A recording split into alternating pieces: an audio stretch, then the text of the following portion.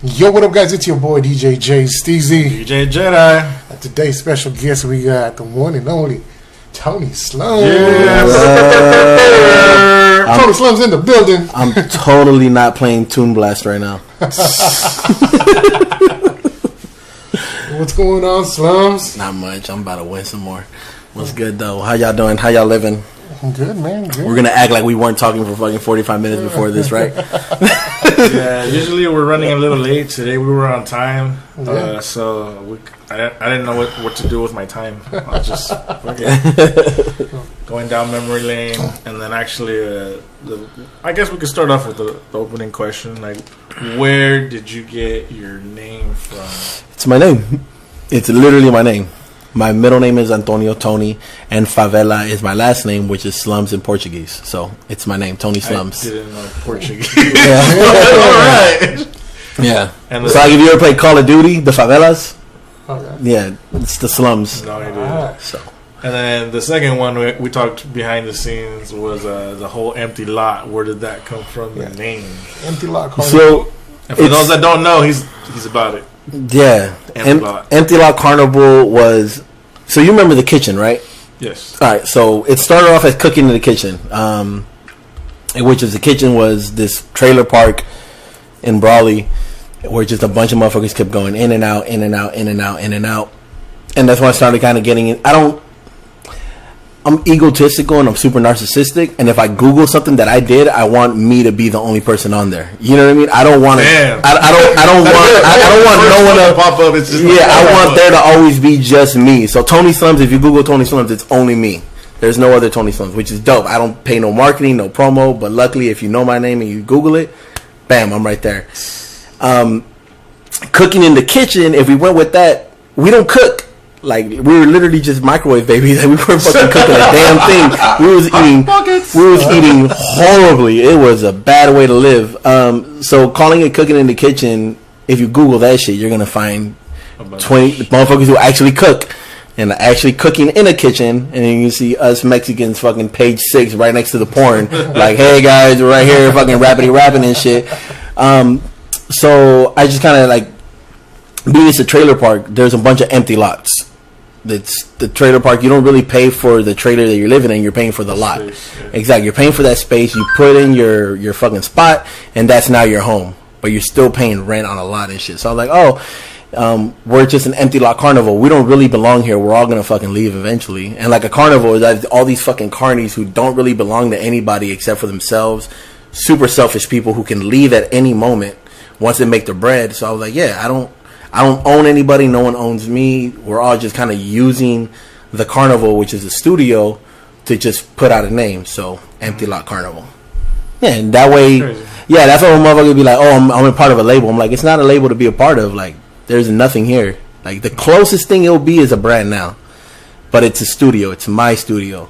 And I'm extremely selfish and narcissistic that shit is mine and no one else's. Yeah. And especially the logo, it's fucking dope. Shout out El Hancho. Damn, dude. Shout out El Hancho, man. He's working up in San Ho right now too. He did one of the hand washing logos too at the beginning of the COVID and shit. And shout out the homie Oscar. He's the one who's been doing our merch and shit. So Era? Yeah. New Era. Yeah. Shout out. Oscar. Shout out to New Era. I'm horrible in calling people by their either government. Whatever you tell me your name is at first, that's what I know you as. So Sucio.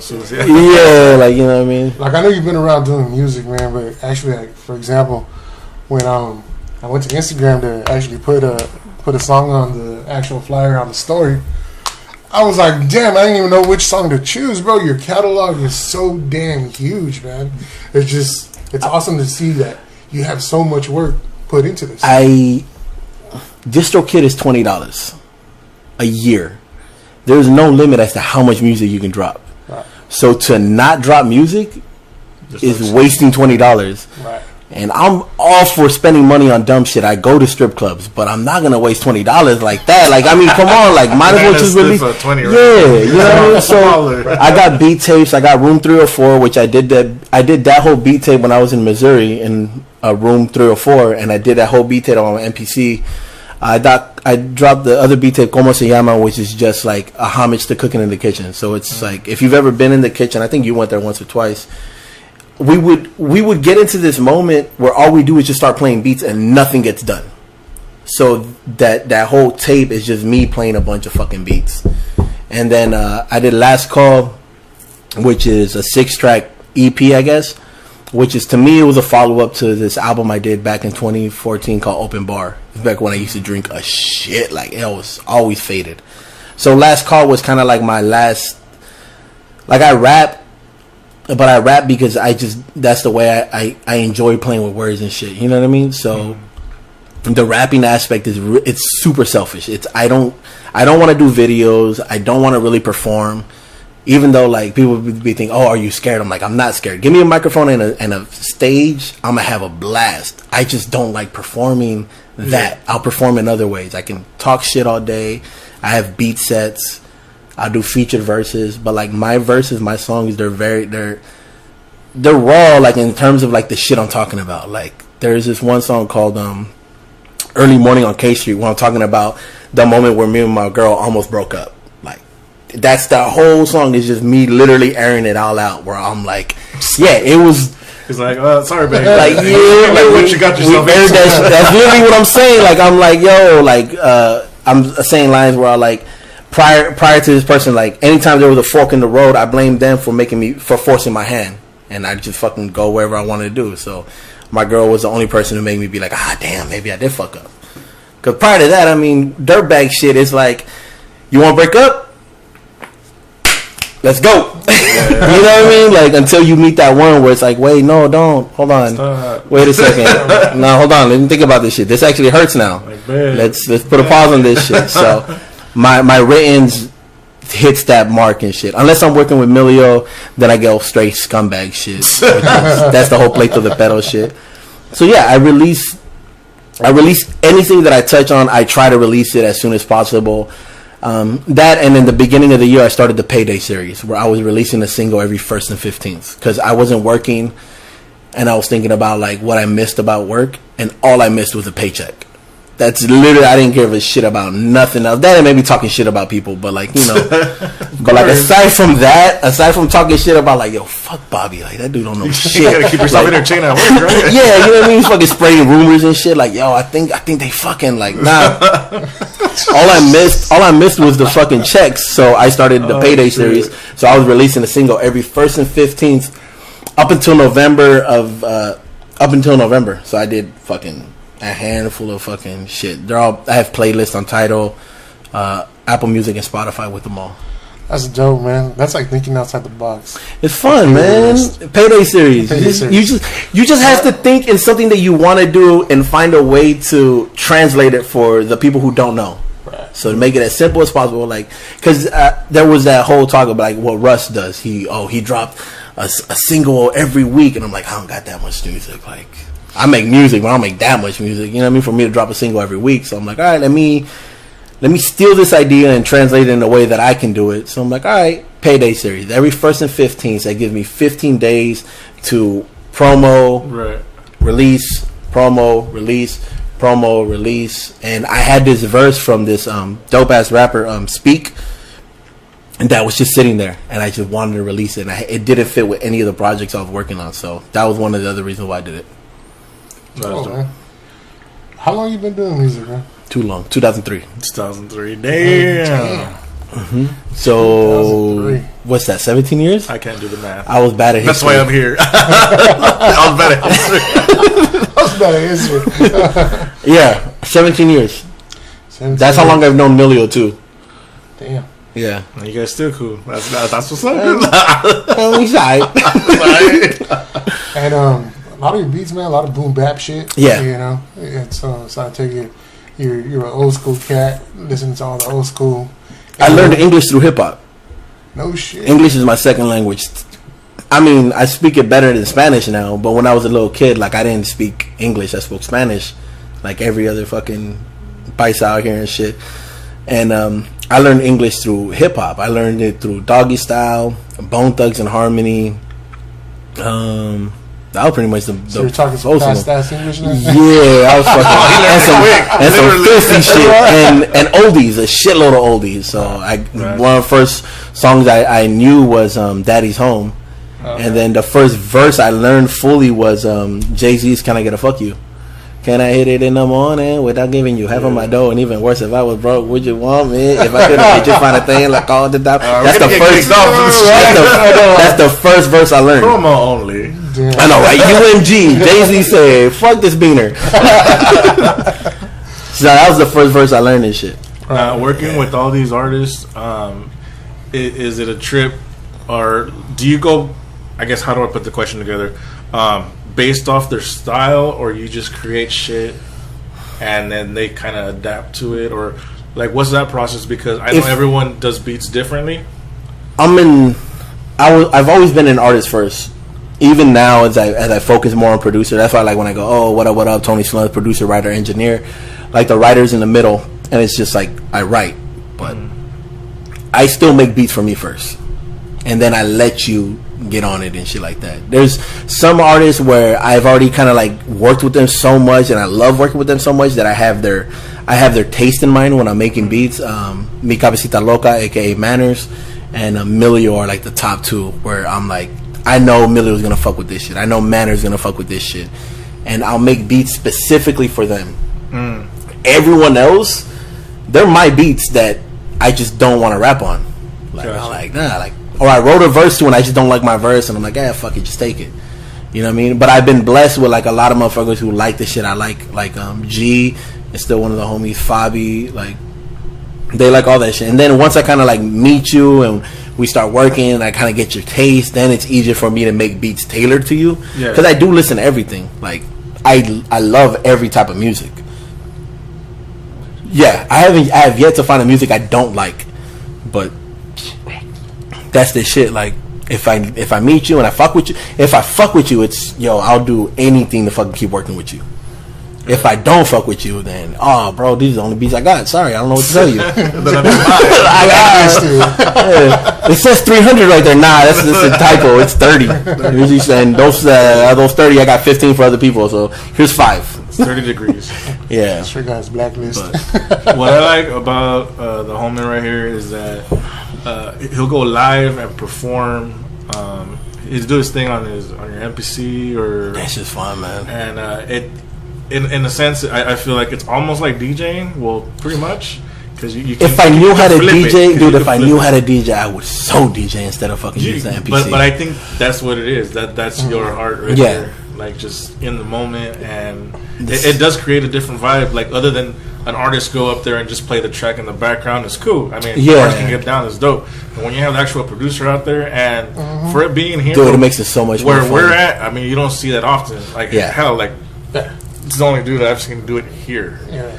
But I mean, shout out to the other people that do it. You know, not to bring anyone down. I just haven't seen it. Haven't seen anybody else in the valley. Right. I mean, I'm sure there is, but I haven't seen it. It's easier sometimes to hit play and not have to worry about that. And that's the way we used to do it all the time and shit. But once I got the MPC live and I noticed how easy it was to trigger different tracks, I was like, yo, I'm a fucking moron if I don't use it like this. Because you have that issue of it's a new song, hey, yo, I want to perform it. Let's fucking perform it. I'm like, do you know your verse? Hell yeah, I know my verse. Fucking 2 bars in, I forgot my verse. Well, let's fucking run it back. If you have it on the track, and I'm sure you guys get it, it's fucking 15. It's a 15-minute single track, and it's like, well, we're just gonna fucking talk shit for another minute and a half, and then freestyle, and let's just fucking everybody in the 313, like shit like that, like different ad libs in the background. Yeah, everyone's looking at each other, and it's like fucking deers. And I mean, you have some great artists who can know how to work through that, and they're like, fuck it, I'll freestyle 40 minutes. I don't give a fuck. I have a blast on this shit, and power to them. I used to be that person. As Pounds and fucking Emilio, they hated performing with me because I never knew my verses, and I would freestyle for 16 bars, and all they would do was so bad,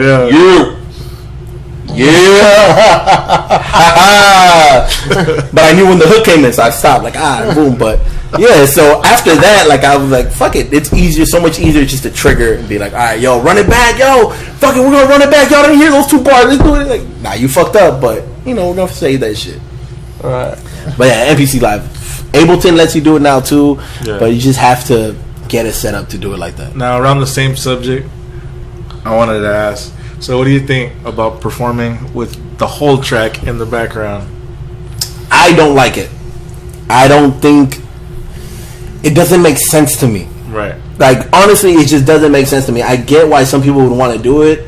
I would rather you just have your ad-libs there. Mm-hmm. That way you can catch your breath. But if you fuck up, people are gonna know you fucked up. It's not like some people be like, oh, you're not a real performer if you're performing with the track in the back. I don't give a shit, man. Chris Brown might do that shit and he does backflips. I can't do backflips, so let him do that shit. Like, you know, you might be a better dancer, you might be a better master of ceremonies in terms of like energy and shit, but like, if you're an artist and you're performing with your vocals in there, if you fuck up, people are gonna see you fuck up, as opposed to you only have the beat, maybe some ad-libs, and if you fuck up, the only one who knows it is you. Yeah. Because you could trip up and just be like, well, fuck it, I'm gonna freestyle these next 4 bars. I forgot my verse, but you're not clashing with these vocals anymore. Yeah. You know what I mean? And on top of that, you now have that freedom to completely make the verse about where you're at. So, you know, let's say, you could flip it, like, you know what I mean? Like, oh, you know, I'm at Strangers West, and I'm the best, some bullshit like that. And it'd be like, oh, dope, oh, fuck. People get all hype and shit, like, you said my name. No, and I guess just because we're old school hip hop heads, we prefer it that way. I still remember the Chappelle show when DMX performed. I don't know if you've seen that shit. I don't remember. It was a Chappelle show performance. DMX did it. And they were gonna play the Rough Riders anthem, but it had the vocals in there, and he cussed out the motherfucker who was in charge of the. Why is there vocals on my shit? Like, he was yelling at the dude behind the NPC. And he's like, sorry, Charles. Sorry, Mr. Darkman X. Yeah, the backtracking. You know, it's like having the track in the back. Like you said, like you mentioned, Chris Brown. If you're a dancer, you're doing all that shit. I get it. Yeah, it makes sense. You know, but I mean, I can understand the hook, but like the whole verse, I mean, if you're doing backflips, yo, by all means, don't even have a microphone. Don't even have a microphone. Right? Give that shit to somebody else. Dance your ass off, man. If you're doing bong rips in the middle of your set because that's what it is, by all means, leave your vocals on there. Fuck it, we'll all vibe with you. Like, if that's a part of if you're gonna just lean into it. Yeah. Like, don't. I guess I look at it this way through also a musician's way. It's like, you're not gonna have the band go up there and play the song in the background. What do you mean? Like, you're gonna have the band set up and then play it, like have the DJ, hey, okay, go, and then they're gonna play along with it. Yeah, I guess it sounds like that a little bit to me. Yeah, like it's clashing. Like you're never gonna be. Like the timing's gonna be off. Yeah, the timing's always gonna be off. Your ears are going off the reverb. Right. They're not going off of the actual sound. So what you're hearing is not what the fans are hearing or the listeners are hearing. They're hearing to the speakers. They're coming directly off of you. There's a half second or probably less, a lot less. Especially if you don't have monitors fucking too. Bounce. Like if you don't have monitors, no one in the valley has fucking monitors, and if they do, they don't work that good. Like. They're there, but don't nobody really know how to use them. Motherfuckers use them as a step stools. You know, but I've seen people have like their track in the back, and I've heard people in the audience be like, "Oh, I don't know if he's that good because he had his music in the back." Exactly. You know, and it's true. It's true. It's just like auto tune. Like there was that one artist when we did the last performance at Inferno who had auto tune linked up to his microphone, which I'm like, that shit is hard. That was the homie Mongoose. That dude went bananas. But the fact that he routed his mic incredible. Directly into, so he had that live auto-tune, I'm like, yo, fucking power to you. Who gives a fuck if you can't sing? I would have never thought of doing that shit. Yeah, he and I know he can sing. Because he showed up with a laptop, and I was just like, what's this? He's like, oh, it's for my mic. If you give a shit about what you're doing, give a shit about it. Like, do it right and shit. You know what I mean? But then you have, like, I know Trash Mob, they go off and on. Sometimes they'll have the backing track, sometimes they won't. But they throw such a fucking live show. Dude, so much energy. I don't give a fuck what you have, man. Throw Potential, throw Deo, throw PD Blank, throw Arc Styles in there. I'm going to have a fucking blast just being a part of the scene. Because when they perform, it feels like you're invited into their world for that brief moment. Like, yo, we're friends now. Like, we're homies now. Like, you may not know this, but... Right. I'm your best friend for these 15 minutes. We're friends, and I'm gonna fucking hashtag trash mob on everything and shit, because they throw that live of performance where I don't give a fuck. I'm just happy to be here. I'm happy to see this shit. I'm happy to be invited into this fucking session. Right. You know what I mean? And I think from like musicians' perspective, you know, when we saw you jump on with the NPC, dude, I was like, here's a trip. Yeah, it's a trip, and it goes back because I remember telling Millie, I was like, hey bro, you got your USB, you know. And he goes, no, he goes, Slumz is gonna jump on. I was like, all right, like I thought you were gonna, you don't know. Yeah, he straight came out with the NPC, and I was like, fuck the bullshit. He straight come with some fucking East Coast shit right here. That you know? First performance we did with the MB Riders one, I don't know what the fuck happened, but the session, the set list that I had set up for him got erased. So if you see me, I don't know if there's footage of that. You'll see me like this, and me and Emilio talking, because I was pulling up random beats, and I'm like, just do your verse on this one to this beat. Fuck it, who cares? Because the set list was gone. We had none of the beats that he performed were the ones we were set to perform. It was literally on the spot, and it's like, fuck it, yo, it is what it is. Shit. That's why you'll see a moment where like it cuts off right after the verse, and he looks at me because it's like he thought there was gonna be a second verse, and it's like, nope, next one. Fuck it, it is what it is. No, what happened there? Like just a glitch? Or? There was it was like it was the first few months I had the NPC and shit. If you download your set list and take off the USB and turn it off, it's gone. It's just fucking gone. You have to leave that USB in there at all times. Oh wow. Yeah. So everything was gone, but I have an external hard drive inside the MPC with like 200 gigs of beats and songs and random shit. So I was just like, fuck it. I was like, yo, fuck it. We got this one right here. Ready to go. Let's go. See, and that goes to show you the artistry right there, bro. Yeah, you know, another one would have panicked. We would have never saw that. Nah. We wouldn't know. And that's why I tell people, I'm like, bro, no one knows but you. Yeah, anytime I talk to an artist, they're like, yo, I think I fucked up. You didn't fuck up until you tell someone you fucked up. Yeah. But if you wear that shit on your chest, you just... no one knew but us. See, and, you know, shout out to Emilio. I mean, he's such a good performer, bro, that, you know, we didn't notice that shit. Yeah. He was looking at me like, what are we going to do? I'm like, you're going to spit, and I'll figure it out. Don't worry about it. And that's why he kept looking at me after every song, like, what's next? I'm like, this one. Go for it. He said, I'm your Dr. Dre, Eminem. Oh, shit. Something happened with the last one with the one we did. Slim forgot his verse. And I said, well, skip, next one. It was what it was. I mean, he tried it twice, and then we just went, all right, cool, next one, boom. And then I forgot, I think Manners came in after that, which is dope. But that's the beauty with the NPC. It's on the spot, just trigger, boom, next one, let's go. That's dope. It meant to happen.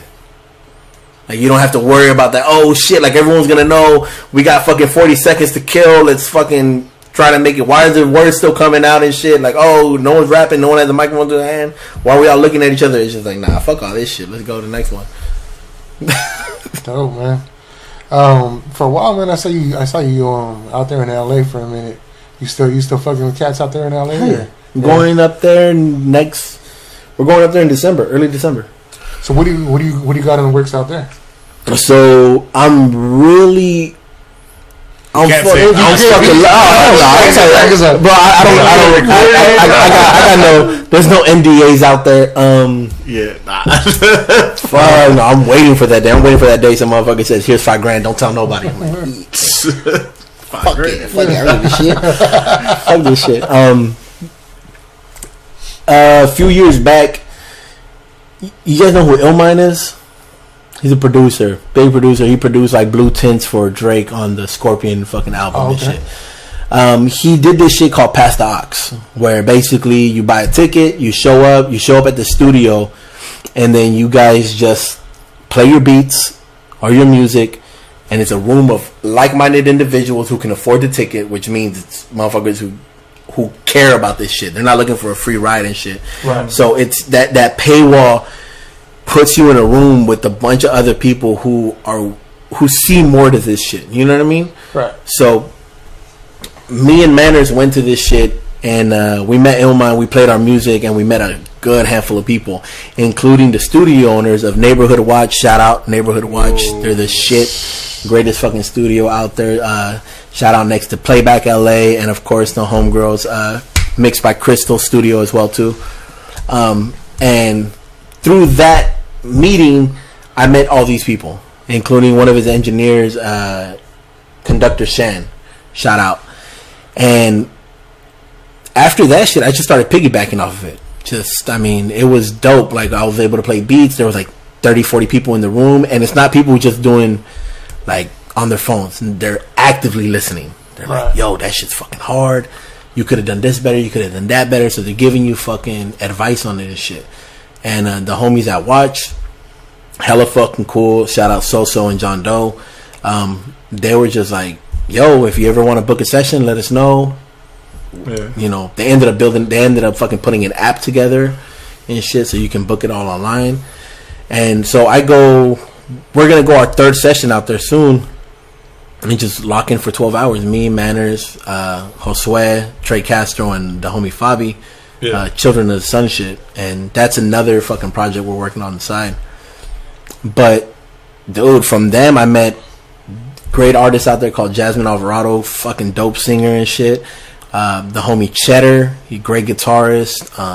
It's a small fucking world, man. And once you kind of allow yourself to, you get rid of that pride, you get rid of that ego of like, oh, I'm better than everybody and shit. You just go out there and you see that there's so many other motherfuckers who think like you, who want the same thing as you, who just want to create. They don't give a shit about nothing else aside from just, I just want to fucking create, pay my bills, and create again.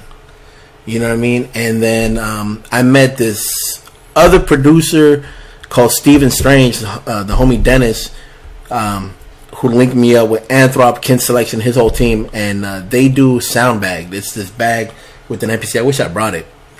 But they work with Ski Beats hand in hand. The dude who did Jay-Z's Reasonable Doubt. He did a few beats on there and shit. Wow. So he linked me up with him and shit, and just like through them, but like not nowhere near linking up. Like, here's Ski Beats and all his shit. I'm fucking way over here. So, you know, I just adjacent friend and shit. But through him, I met this dope collective out there in LA called Beats, Freaks, and Geeks. And it's exactly that. Just a bunch of nerds who fucking love making music and don't give a shit about nothing else. And they would lock down this bar up in LA and just play fucking beats. Oh, shout out Manners. He's calling me. And I did a performance out there. Just a beat set, one of the first ones I had done, and the love was fucking ridiculous, dude. I was fucking the only motherfucker with an MPC again. That's what I love about the MPC. No one else has a live, really. There's not a lot of people who use it, and if they do use it, they don't really take it out and about. Mm-hmm. So I'm fucking playing fucking neck breakers and shit, whereas everyone else was playing lo-fi EDM. So motherfuckers right there doing ciphers in the back and shit. I'm all getting self-conscious because no one's like looking up at me, and I'm looking up and I'm like, fuck this, like no one's fucking with my shit. And then I get down, they're like, yo, we was barring out in the background. Like, oh, okay. Fuck y'all. Y'all have me feeling some way. But that's the shit about it, dude. And that's just LA. In San Diego, the homie Manners, speaking of which, fucking he used to go to a lot to Barrio Logan and do the art walks and shit. And from there we met Verde, Amon DMC, Memo the Plug, of course the homie J5 Productions. He just opened up a studio out there with the homie Corey, Elevation Studios. So it's crazy how, just make yourself available, dude. Just literally, if you love this shit, just make yourself available, go out there and put some money in people's pockets. Not on some bribe shit. Like, I fuck with Neighborhood Watch. I bought a 12-hour session even though I have my own studio. But I'll buy a 12-hour session every month if I could, just to go over there and kick it, work with them, and meet the people they meet. Like, they work with so many different artists, so many people who are hungry, so many people who are working and shit, that it's like, yeah, fuck yeah. Like, isn't this what we got into this shit for? Right. Like, I look back at it. When you first got into music, what was your fucking cursor of success? What did you like? What was the bare minimum? When did you get started in music? I'm gonna turn this shit on y'all real quick. I knew it was this shit. You talking about it behind the camera? I was like, man, this fucking. I've been talking too long, man. I had to drink water. My fucking. I got started in music back in, I want to say, music in general, playing instruments, 94. 94? Yeah. I don't remember. 2000? Well, I knew about you in 2000, 2003. Yeah, but actual singing, man, singing and actually putting the pen to the pad and writing, I would say 13, 14 years old. So let's talk about that shit. When you put pen to pad and started writing shit, what did you want out of that? Aside from therapy, because you got to get it out of your head. Right. Aside from therapy, what did you want when you put pen to pad? I want people to hear what I got to say. That's it. That's the bare fucking minimum. That is success. 20 people I don't know heard my music and they know something about me that my family and friends don't know. Right. So, how much music do you have out that you want motherfuckers to hear? It's not a lot. It's actually my catalog. So if your number one fucking bar of success is just having people hear your music, there's no reason why you shouldn't make it available to hear music. Right. If I'm trying to fuck, I have a condom on my pocket at all times. Like, I'm ready. You know what I mean? Like, right. If your end goal is to get that nut and you don't want a kid, sorry kid, have a condom. My bad. If your end goal is to get some gum, then you're gonna have 75 cents for the fucking corner store, and that's the bare minimum. The bare minimum. I need some fucking chicle. I have 75 cents. We got a comment. What is it? The Rockers? The Ruckers? Rockers. This is Rockers. Who is it? Miguel. Fucking Bounce? The Throckers? He's gotta fucking confirm that shit, 'cause I don't know what the fuck he's talking about. At least not yet. I might remember in a bit. Who knows? I've been sipping. But yeah, if that's your end goal, you're like, to me, when I was asked, when I really started taking this shit seriously and shit, and someone asked me like, what's your level of success? Like, what is your end goal? All I've ever wanted, and it's still true to this day, is to be a part of something that's bigger than me. That's it. I don't fucking, I'm not here for a long time. Everyone knows that shit. Like, we're gone eventually. You know what I mean? I just want to leave some sort of lasting impression that something that I did was bigger than me.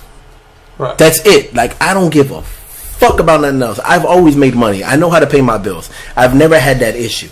I'm not making music to make money.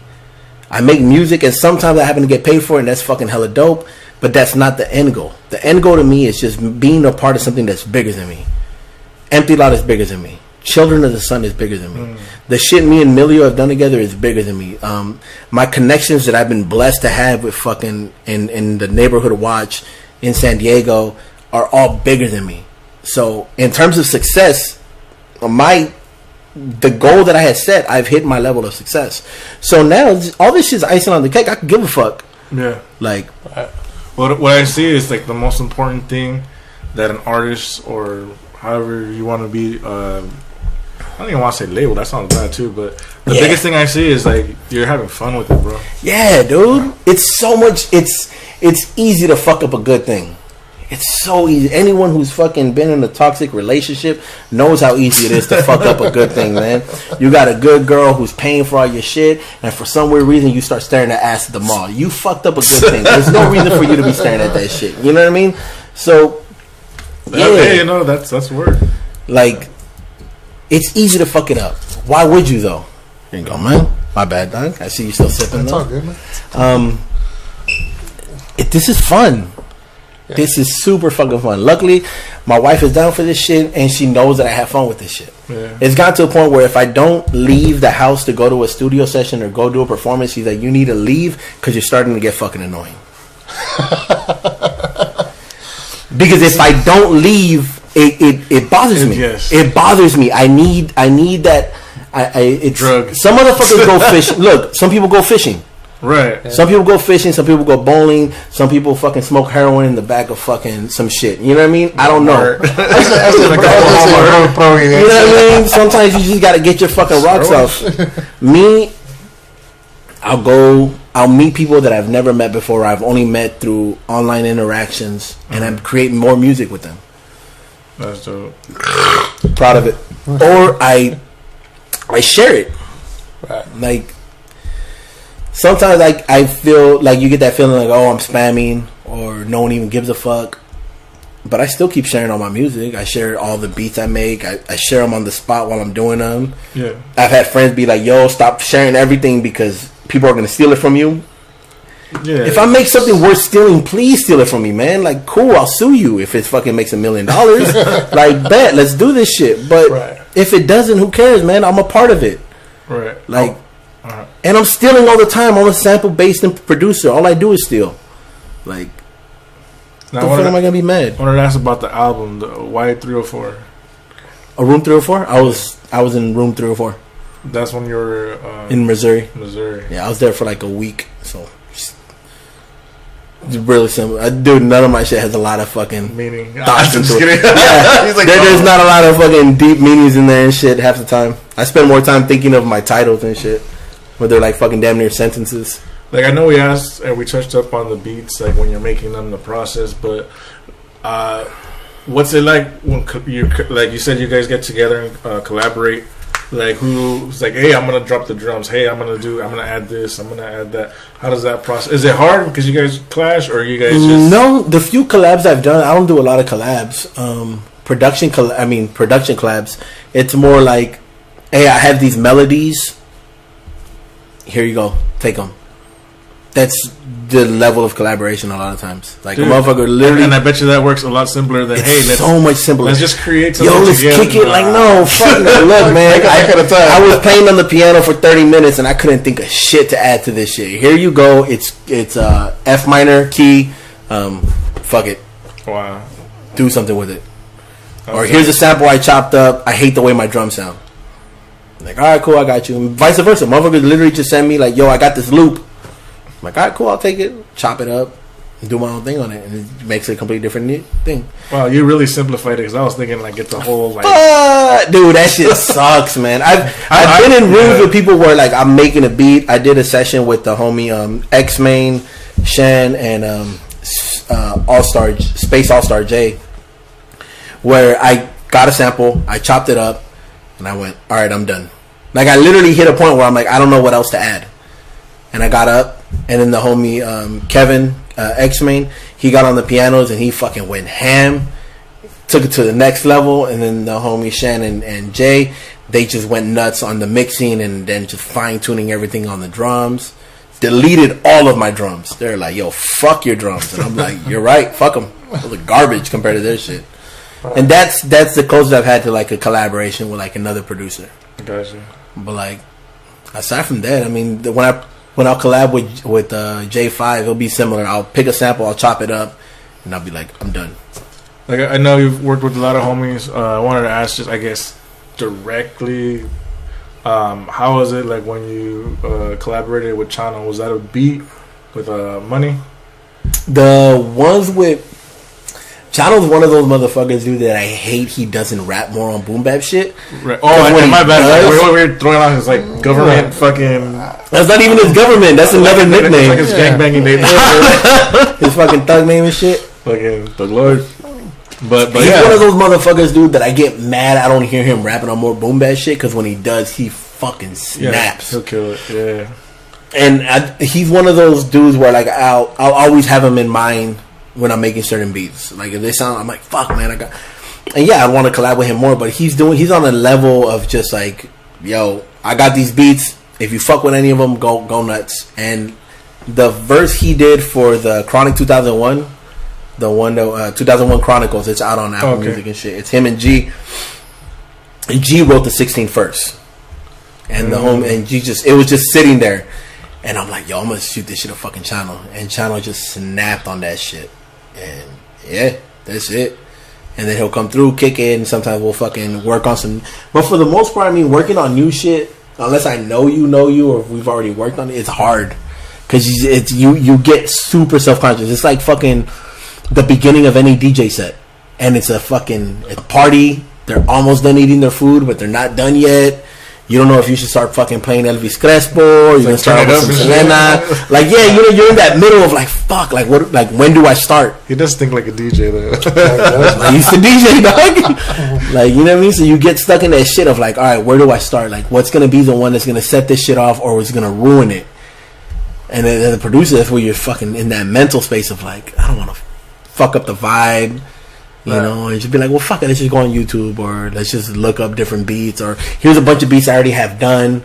And you don't want to play more than 5 beats anytime you're like, yo, just pick 3, chooses those 3.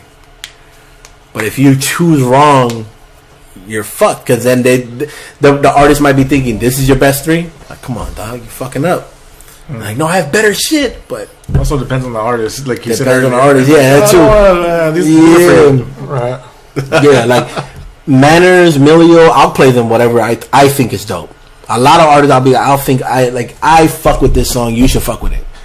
But there's newer artists sometimes where I'm like, you kind of guessing like, well, I did this beat that has like a dance hall type of vibe.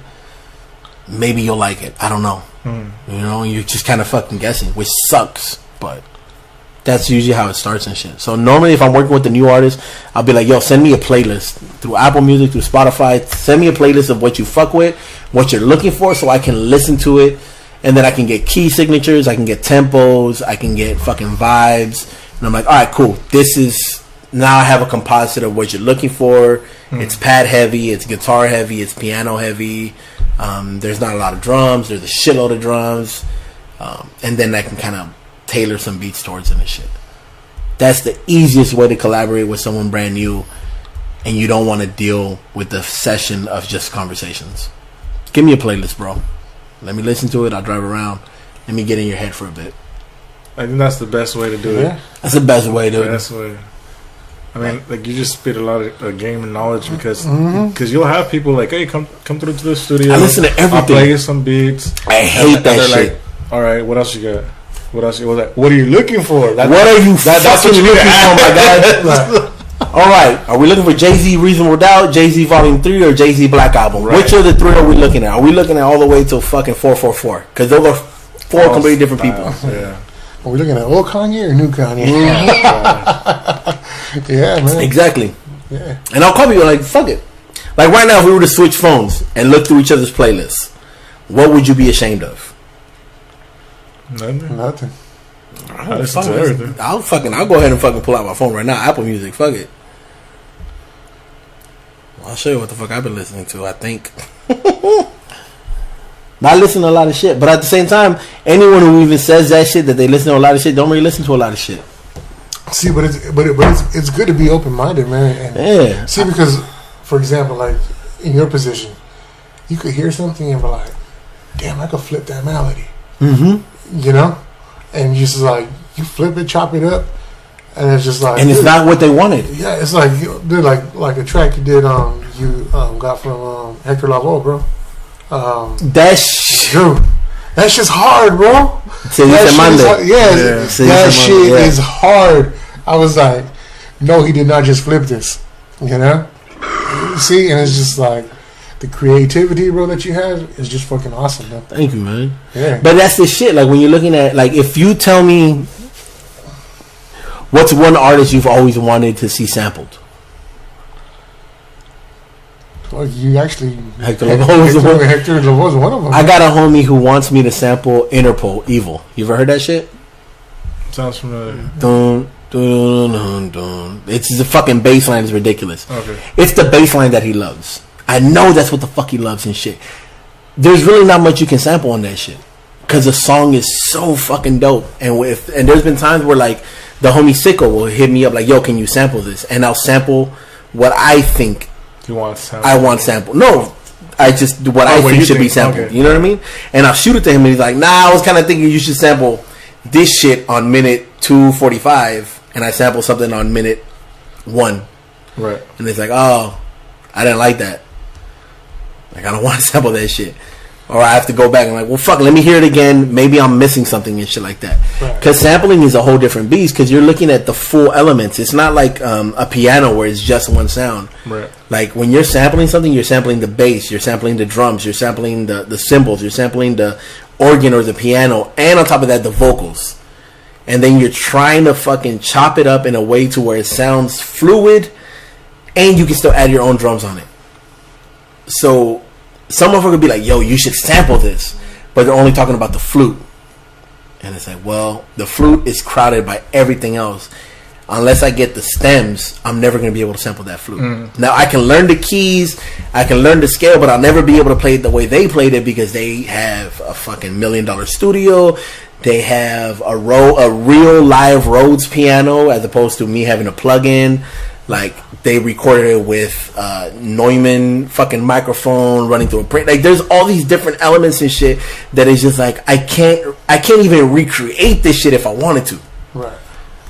So what the fuck you want me to sample? Like, nah, let me just find out the key signature and just make a different beat with that kind of vibe on it and shit like that. Sampling's a bitch in that aspect of it. But then everything is like, you know what I mean? Like, fuck. So I don't know what I was talking about. No. He kind of got lost. You were right. He's actually spitting knowledge, man. I was scared to ask. Like, go this way. We're going that way. So there's just times like you're just driving and just like you hear something and you're like, what? Dude, and then he'll hear something that we don't hear. Right? All the fucking time. Or I'll listen to something, I'm like, I'm gonna sample this shit. And once I go to start sampling it, I can't touch shit. The recent one I had was Selena Fotos y Recuerdos. I wanted to chop that shit. Right. Fotos y Recuerdos. Like, I just, something about it, like, I'm like, I could chop this shit. I couldn't do it. It just, I couldn't get the right vibe on it. It just, I was destroying the sample. The Pixies, they're a rock band that fucking, you know what I mean? Where is my mind? Like, that shit is so dirty, so nasty. If you listen to the mix, you're like, as an audiophile, you're like, this mix sounds like shit. Right. But at the same time, don't you dare mix that shit right. That's the way it's supposed to sound. Like, I need to hear that fucking wail, where is my mind? Like, I need that shit sounding. I don't want the drums in front, but we're so used to having the drums in front. Like, it's just, the mix is just dope.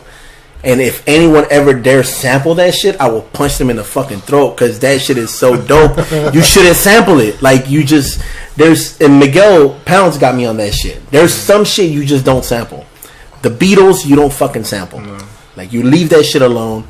That's who they are. I think he said Chente you don't sample, but I sampled him. Fuck him. Like, there's, you know what I mean? Sometimes you do break laws. Like, fuck it, I'm gonna sample this shit. But there's certain shit, like, I have certain rules where I'm like, I won't sample this shit. My favorite, was it Limite? The Grupo Limite one?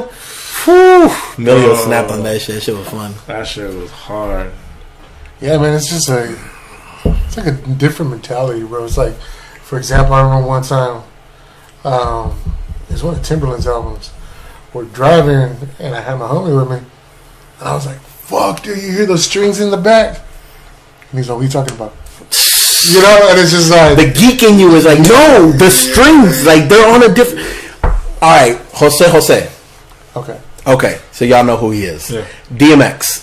All right. You know who he is. Did you know DMX has a song with the Jose sample? Yes.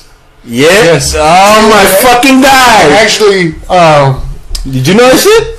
Okay, so there's a radio dude named by he goes by Tattoo, right? Shout out to Tattoo out in LA. Oh, okay. He has the habit of going on there and be like hearing samples of, oh shit, they sampled that, and then he'll go to check to see if that shit they actually got permission to fucking sample it, because if they don't have permission to sample it, you can report it and you can make money off of reporting them.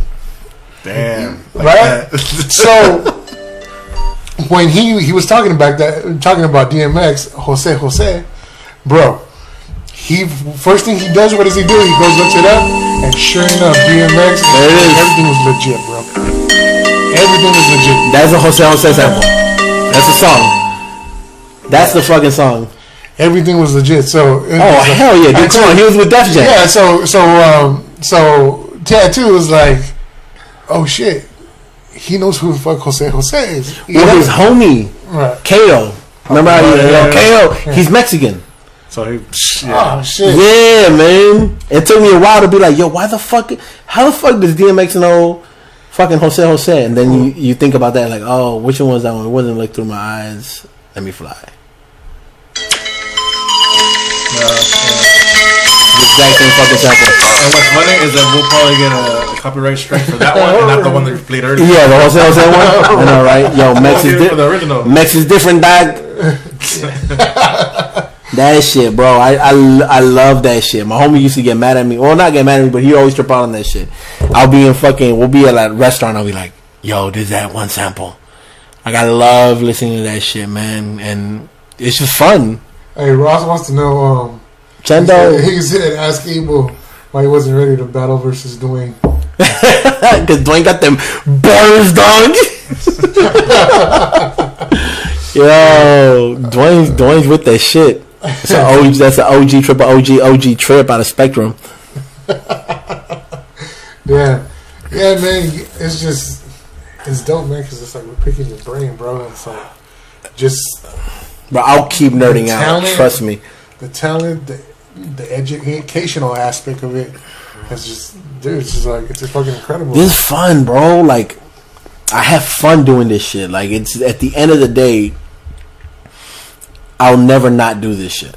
And you have that shit where, like, a lot of motherfuckers, like, especially OGs and shit, will get this shit like, oh, it's easy, anyone can make beats now, right? Like, oh, anyone can make beats, anyone can rap, anyone can do this shit. Like, it's watering it down, and you'll talk down on it and shit like that. But in the same aspect, anyone can cook. You have an oven right here. Right. Very true. By all intents and purposes, if you have an oven and you're saying that anyone can make beats, now they're calling themselves a producer, you have an oven, you can call yourself a chef. But you know damn well you're not. You're not making shit to call yourself a fucking chef. So you're not making shit to call yourself a fucking producer. You can call yourself a producer all the fuck you want, by all means, man. Speak into existence. Yeah. But, bro, shut the fuck up. It's like you're 2 stars, not 5 stars. Yeah, like, you know what I mean? Like, there's that level of it and shit, man. And I love when music's coming into that level now, where you have motherfuckers 13, 14, 15 knowing more than me than when I was that age and shit. You know what I mean? Like, I didn't know shit. Like, I had Fruity Loops. I didn't have FL. I had Fruity Loops fucking 4 and shit that I got from Miguel. And, like, yeah, I didn't know this shit. I didn't know anything. Now I'm being able to fucking offer some insight and some advice to motherfuckers half my age, and they'll be like, yo, I'm thinking about copping an NPC. And I'm like, dope. This is what you need to know. Boom, boom, boom, boom, boom. Now they're starting 10 levels ahead of me. When I started rapping with Miguel, we were rapping on fucking lapel mics with the fucking sock over a fucking wire hanger and shit, recording onto SoundForge or Cool Edit. Like, you know what I mean? Like, Cool Edit. Garbage ass shit, man. Shout out to Miguel. Garbage ass shit, man. And now, when I met Manners, we was already recording on Pro Tools. Right. So he started on Pro Tools. He hasn't known anything under that unless it was with someone else. But with me, he's always known Pro Tools. So how was your face when you got introduced to Pro Tools? Oh, I was like, yo, fuck this shit. I started. I went to Studio One. I went to Studio One. I'm like, Studio One's a lot easier. Yeah. But then I forced myself to learn Pro Tools, and I love it now. You know, I'll give a shout out real quick to Miguel. Even back then, like when you were mentioning the whole Fruity Loops, we had the 3.4 Fruity Loops, and this guy, dude, I don't know. I mean, just maybe because he thinks differently, like how you guys. I think that's why you guys. That's why we got along so well, because I'm over here trying to use the samples that it came with, and he's already putting in samples. I was like, grabbing shit from other shit, doing? And then he's like, I'm recording something, but I'm gonna throw it. How do you throw it? And then he's just so advanced. Dude, I remember he was making his own fucking ringtones through MIDI. Damn. And I'm like, yo, what? He's like, yeah, you can use MIDI and da da da. He was a fucking nerd with that shit, man. Yeah. And then he was like, yo, I fucking quit. And I was like, all right, well, I guess I gotta pick this shit up. You gotta pick it up. Shit. I'm kind of relying on you to fucking keep running this shit. Like, I don't want to do this shit, man. Milio ain't doing it. Like, it was literally on me. I'm like, man, fuck all this bullshit. But I'm glad I picked it up. But that is that shit. Like, you know what I mean? Like the next generation is always going to be better off if you allow them to be better off. Like, I wouldn't want. Like, I'm happy that everyone that I've worked with now knows me as a Pro Tools engineer, and I can make my shit sound so fucking clean compared to 5 years ago. And I'm not gonna hold it against them. Like, oh, you're lucky. Like, yeah, they are, but who cares, man? Fuck it, let them be lucky. You know what I mean? Let them pay it forward to someone else. Let them fucking, like, it's a growth and shit. Yeah. You know what I mean? There's still that hunger. There's still motherfuckers out here who are fucking spitting some dope shit, man. Like, the Valley's gonna fucking hit sometime. Yeah. I think so too, man. Yeah. Hopefully before the San Andreas fault fucking breaks and we all drown. That's what's gonna cause it. I know, right? Yo, man, but I mean, you have a lot of motherfuckers who are already doing that shit. I mean, you have Zuko who still keeps shouting out fucking the Imperial Valley and shit. Shout out to him. You know what I mean? And yeah, fucking the whole shit with Andy. You know what I mean? Like, we've had our fucking moments where motherfuckers know we're here and shit. Yeah. It's just fuck it. I ain't gonna lie, man. We'll see if we become the next Compton. I think Empty Lot Carnival is definitely going to put a stamp on the Valley, bro. No, I think it already has, man. Yeah. Like, and I know you guys don't even try to look at it that way, but it's just people see you guys having fun and just putting in the work, and that's it, man. You said it yourself, man. You want to leave a stamp, you know. Yeah. And you're leaving it, man. Yeah, exactly, bro. Like, it's not lost in me, man, that I've been lucky enough to fucking meet a lot of motherfuckers who fuck with the shit I fuck with. And at the end of the day, bro, as long as I'm fucking putting out shit and I'm making it available to people, like I said, Google Tony Slumz, you'll find all my music. You seen that shit? And like, you're a friend of mine. And that's the shit about it. It's like, I'm not gonna be mad like, bro, you're supposed to know me. Like, why ain't you been listening to all my music, dog? You know I be putting out shit all the time. Like, what the fuck, dog? What you mean you surprised you ain't heard all my music? That's fucked up. We thought we were homies. That shit don't go there, because why would you? That's the reality of it. Why would you keep tabs on me? Like, I'm just starting up. Even though I've been at it for a hot minute and shit, motherfuckers get this entitlement of like, yo, I put out music, everybody should hear my shit. You ain't shit, my guy. I'm going to fucking the post office. Don't hit me up about your fucking bars. Just send me the link and maybe I'll check it out. And if I don't, who cares? Like, I will hear it when I hear it. And it's even better that you didn't know I was releasing so much shit, because it left that type of impact. Of like, yo, this motherfucker put out this much music, I don't even know which beat to pick. Now let me listen to all of them so I can pick the best beat for this promo. That shit made a better impact than if I was on your ass. Yo, Steezy, check out my new track. Yo, Steezy, check out my new track. Yo, Steezy, check out my new track. Like, comment. Yo, Steezy, by the way, like, comment. Check out my new track. It's on YouTube now. Yo, Steezy, by the way, can you share this shit? Like, comment. You know, tell some people. Blah, blah, blah. You know, hey man, how you been? Yo, Steezy, check out the new track. Like, you really want to see that shit? No. I don't want to see that shit. Yeah. But I don't want motherfuckers sending me that shit. But also, it's because I think you don't have the Valley syndrome. No, and that's important, because you don't want to be the biggest. Don't say that, man. Here, you don't want to be the biggest cat here. Yeah, but calling it the Valley syndrome is fucking a spit in the face of the Valley. And No. What it is you want to be open. Like, you want to share your music with just the Valley. No, okay, that's what I mean. Yeah, all right, that's what I mean. But like the we do have that crutch of, it's a Valley mentality. It's a Valley mentality. Like, yo, this fool got a Valley mentality. He's not really about it. Whoop whoop. We talk down on that shit. The real Valley mentality, anyone who's ever been outside of the Valley knows we never belong outside of the Valley. So when we're there, we work harder than anybody else. The real Valley mentality is a motherfucker who will outwork any fucking body. Sounds like a Mexican to me. Yo, look around. Who's around in the Valley? Like, that's the real shit. The real Valley mentality is a motherfucker who has a chip on his shoulder because he knows he knows this is a blessing. You know what I mean? If you've ever been, you've gone outside of the Valley and shit. You know what I mean? You've gone outside of the Valley. Anytime you're in San Diego, anytime you're in LA, don't tell me you're not working harder than all the motherfuckers there. Don't tell me you're not trying to make sure that your fucking P's and Q's are on point. Don't tell me you're looking at motherfuckers putting drinks on the fucking studio table and like, no, don't do that shit. On the DJ table, yo, get that shit out of here. Even though it's not your set. Because you know that there's respect in that shit. That's the real Valley mentality. The real Valley mentality is a motherfucker who was beat by his parents and grandparents and said, don't be stupid, don't make me look like a fool out there, and you remember that shit. That's the real Valley mentality, man. A lot of motherfuckers want to say, like, Valley mentality don't do shit, but nah. We grind. We have to grind because we know we don't deserve it. Or we feel like we don't deserve it, even though we do. That's the reality of it. We deserve this shit. Everything we've done, we've always deserved this shit. The shit y'all are doing, man, this fucking green screen, these two fucking lights out here and shit. Not a lot of people have this shit. Y'all deserve it. Y'all worked for this shit. Thank you, man. You know what I mean? Everything y'all done. Y'all bringing NB riders and shit. Y'all fucking bringing, remind me, the second session. The second fucking performance at Inferno. It was... Oh, shout out to Rick, man. Rick and shit. Like, Rick bringing all those motherfuckers, man. Like, that's Spice One. Like, bringing Spice One and that fucking blast we had and shit. Dude, y'all added to that shit. You know what I mean? Like, y'all deserve that shit.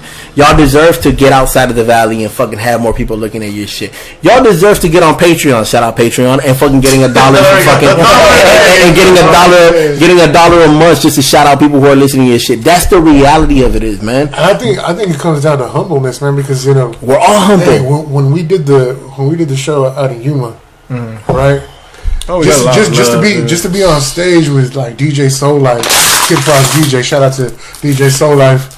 You know, be on a stage with fucking. Here comes the plug. Here comes the plug. Shout out. I've been plugging people all day. Shout out Neighborhood Watch. What up, gang?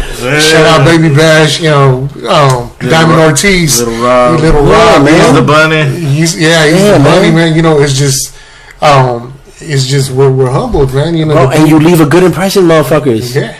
Like like the Valley leaves a good impression in people, but it all depends on what Valley you see. Because you can bring someone down from LA or San Diego and be like, yo, I'm going to show you the Valley. And it'll be trash. And they'll be like, yo, I ain't going back to that shit at fucking all. Get the fuck out of here. But we brought some homies from LA, Anthrop and Kin Selection. They came to one of Manor's show. We did one of Strangers West. And he was like, I love this place. Nothing but a bunch of love. Everyone loves the music. But that's the scene that Manners created, Mi Cabecita Loca. He created this scene of love and love for art and love for music. Right. So that if you're ever in that room, you're like, yo, this isn't the Valley that I know. Because we're used to a lot of hate. We're used to a lot of, oh, you think you're hot shit, but you're not. And it's like, bro, no one thinks we're hot shit. We're just trying to pay these fucking bills, same as you, my guy. Like, calm the fuck down. Right. You know what I mean? Like, relax. But it's true, man. But we still keep going. Yeah. When we started Bumper to Dump It, we started that you know. Y'all do the whole Truly Vodka shit. Yeah, you know, when we started the segment Bumper to Dump It, right? Yeah, we showcase people from the Valley because that's where we're from, you know. But we got a lot more love out of Texas and Florida. Always, you know, and it always seems like that. Like I said, it's nothing wrong with like how you said it, the Valley mentality. It's just like the syndrome, the whole that's what we kind of want to. And if you go to LA, they'll call it the same thing. There's people in LA who have the same syndrome of like, I'm only gonna make it big in LA, and that's all I care about. That's what I'm saying. Like that mentality isn't Valley. It's not just this. It's everywhere. There's always any fucking scene you go to, you're gonna meet your fucking dude who's like a goof. Right. You know what I mean? You're gonna meet your pig shit of that fucking area of like, yo, bro, nah, dog. Like, you know what I mean? But he's not that. Like, even alright, look, and even when I say that shit, even when I say that shit, Josh isn't that no more. Josh grew up outside of that shit, but he can't deny that he was that. He can't. But Josh ain't that no more. Shout out Josh Garcia. You know, shout out the homie, because I fucking love that guy, man. He's hella cool. But he's not who he once was. But there's still that motherfucker out there. And if you go to Arizona Yuma, you go to fucking Arizona Mesa, you go to fucking San Diego, you're gonna find that motherfucker right there, yip yapping like he's hot shit when he's not. You know what I mean? And Josh ain't that no more. By the way, let me say that shit again, because I fucking love that guy. Like, he's changed, man. He came into his own and shit. You know what I mean? He grew into this shit, man. And that's the thing you gotta understand. It's like, you just gotta take that shit out of him, man. It's too easy to fucking call it that. Because now it becomes a crutch, and it just becomes easy scapegoat. Like, oh yeah, no, it's just like, nah, fuck all that bullshit. The real valley mentality is the motherfucker who's gonna work harder than everybody else out there. That's the real valley mentality. There's lazy motherfuckers. There's lazy motherfuckers everywhere. Yeah, don't give we have a fucking president. Yeah. We got a fucking president who's that shit right now. 75 more days though, baby. Oh, man. Done. Donezo. But that's that shit, man. You just can't, fuck it. And if you want to be lazy, dog. Fuck it, run that shit. If that's your shit. Yeah, I can't knock. Can you really knock it? Can you really knock a motherfucker who's paying his bills, taking care of his kids, and just don't want to do nothing outside of that shit? There's nothing wrong with that. There's nothing wrong with that shit, bro. I wouldn't do it. I'd fucking shoot myself in the head, but you wouldn't. That's fine. That's totally fine. They might look at me like, you're 33 years old still doing this music shit. What the fuck is wrong with you? Like, grow up. Grow up, have some kids. Fuck that shit. You know what I mean? The shit we're doing right now is weird. We're three grown-ass men who pay fucking bills, who pay rent, having a conversation about music like we're not three grown-ass men paying bills and paying rent. Yeah. This shit's fucking goofy. There's no reason why anybody should be sitting in looking at us talking this nonsense. We ain't saying shit that's special. But it's fun. Fuck it. Let's all fucking kick it. Like, that's the shit about it, man. Y'all fucking got me faded. I want to give a shout out, too. I mean, we have very few guests that actually bring stuff with them. Like, I mean, it's cool. Well, you told me this time, you're like, yo, don't. Yeah, y'all basically said like, yo, don't ask me questions. Like, we want to be the interview, so I'm just talking. The only thing I told him last minute, I was like, hey, just make sure you don't wear anything green. I still got Izuku Midoriya with the fucking green shirt with the green hair. Yeah. Shout out My Hero Academia. So what's My bad, I went off. I know y'all straight up forgot what the fuck we was talking about. It's pretty good. It's fucking delicious. What's in the works for this coming year, man? This coming year, 21, surviving. Besides surviving, we have Children of the Sun, a project with Josue. Say it twice if you know him. Mi Cabecita Loca, Trey Castro, and myself. Dope ass project. Me and Emilio should be finishing up Pleito de Perros. It's weird. We did it differently. So Emilio's bad at writing songs. So I was like, well, here's three tracks, write three songs. So we're already going to go on part 3, which is going to be 9 tracks. And we're only releasing the three packs on SoundCloud and Bandcamp because fuck it, I want to release it all as a full album once we have all 12. So that's going to be released probably early 2021, probably January or February. I got a beat tape / compilation coming out called Sketches. Okay. I have a bunch of fucking sketches that I should need to release and shit. I got verses from Chano, verses from G, verses from Manners, Milio, basically everyone out the valley. Trash Mob, I got a few verses from the homies Potential and them. And I'm still slowly building it up. So that was probably going to be like sometime. I'll probably end up putting it out like in May of next year and shit. Paz is still putting out shit. Leon the Prophet still putting out shit. Slim the Sage, he started a fucking rock band for some weird reason, but he's still putting out shit. You know what I mean? And if the fucking COVID end up fucking pulling out, then start doing more performances and shit. Nice shows. Yeah, man. I already hit up the homie Beat Freaks and Geeks, so as soon as they're open, I'm heading out with them. I mean, it's clockwork, dude. The same shit I did this year, I'm gonna do again next year. Right. Like, if I was able to do it in the middle of a pandemic, come on, man. Let's fucking get nasty. Let's do some fucking sicko shit. You know what I mean? I might fucking make some beats for a porn. Let's go. Alright. Get that Pornhub money. Why not? Shit. They pay more for streams. Did you know that shit? No, I didn't. They pay the most. Yo, Pornhub pays the most. Oh shit. It's Pornhub, Tidal, and then everyone else. BJ said, I take a while to write a song, asshole. Yeah, exactly. Damn, man. Shout out to Muriel. But aren't you at work? You're supposed to be working. Because I'm on my break. I'm on my break. Any shout outs before we go? Bro, I've been shouting out. I don't know. Yeah. Shout out everybody who I said already. Shout out your Instagram, bro. Beats by Slumz everywhere else. Beats by Slumz. Literally, I keep it really fucking simple. YouTube? Beats by Slumz. SoundCloud? Beats by Slumz. Oh no, I don't know. Fuck SoundCloud. It's P. Thoughts. That's my old shit, but I don't care to change it. If you follow me, you'll follow my SoundCloud. It's on there. Twitter, IG. I think I might even have a Facebook, but I don't even know. But yeah, Tony Slumz. Google that shit. You'll find me. Dope, man.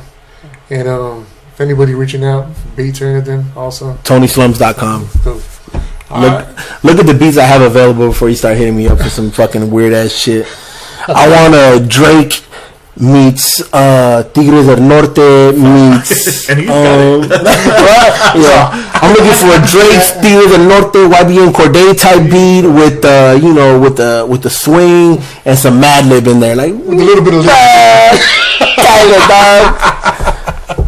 I want that Vicente with Motown Philly. Yo, Motown Philly. I want some Boys to Men Motown Philly meets Freddie Gibbs meets fucking Polka. Alright, man. Well, thank you for coming to the show, bro. Thank y'all for having me, man. Sorry for fucking talking so damn much. It's all good, man. It's all good. Alright, guys. Thanks.